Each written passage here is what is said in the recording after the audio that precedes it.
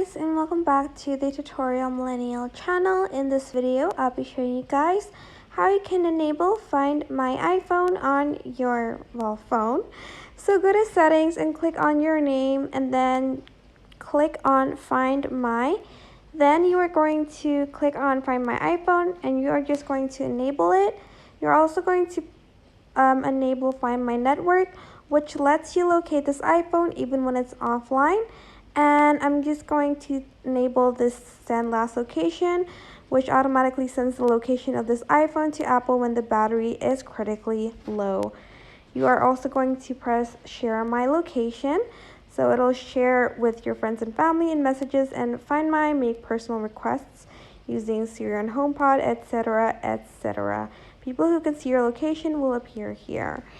So that is basically it. I hope this tutorial was helpful for you guys. Don't forget to like, comment, share, and also subscribe to this channel if you haven't done that. If you have any questions, just leave it in the comment section down below, and I will try my best to answer them all. Thank you so much for watching. Bye!